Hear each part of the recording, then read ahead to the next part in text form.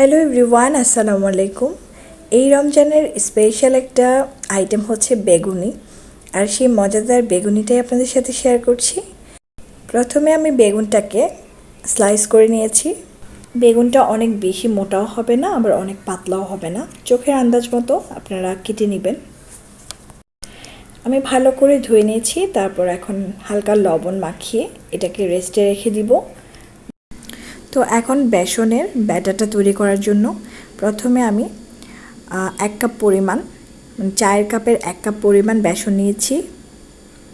এখন এখানে দিব হচ্ছে 3 টেবিল চামচের মতো ময়দা, আর এর সাথে দিব হচ্ছে 2-3 টেবিল চামচের মতো চালের গুঁড়া।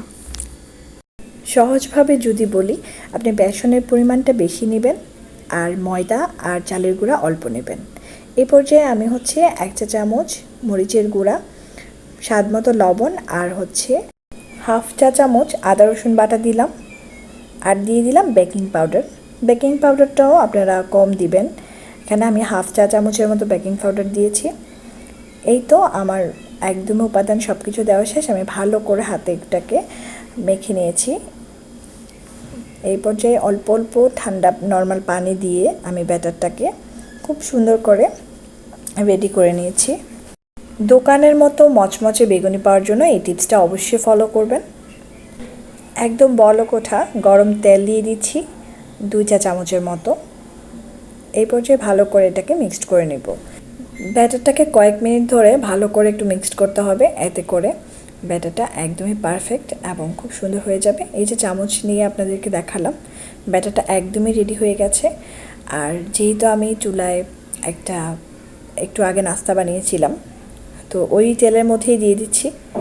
তো প্রথমেই আমি একটা বেগুনি খুব সুন্দর করে গরম তেলে ছেড়ে দিয়েছি, আর সাথে সাথেই যখন বেগুনটা ফুলে উঠবে, উপরের দিকে উঠে যাবে, এই পর্যায়ে আপনি আরেকটা দিবেন।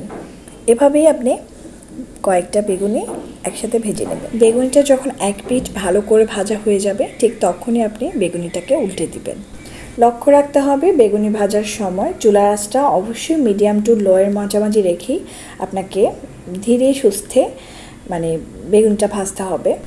এতে করে বেগুনিটা অনেক বেশি ক্রিস্পি হবে এবং খুবই মজাদার হবে। তো আমার বেগুনিগুলো একদমই ভাজা শেষ।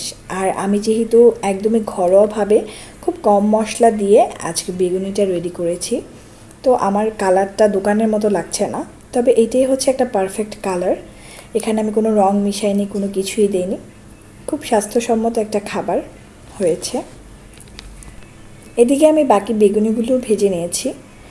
তো এই তো মচমচে বেগুনি ভাজার খুব সহজ একটা রেসিপি আপনাদের সাথে শেয়ার করলাম। আপনাদের কেমন লেগেছে অবশ্যই কমেন্টস করে জানাবেন। ভালো লাগলে ভিডিওটা অবশ্যই শেয়ার করে দিবেন। আমার চ্যানেলটি সাবস্ক্রাইব করে পাশে থাকবেন। সবাই ভালো থাকবেন, সুস্থ থাকবেন। দ্বিতীয় ভিডিও দেখার আমন্ত্রণ জানিয়ে আজ বিদায় নিচ্ছি। আল্লাহ হাফেজ।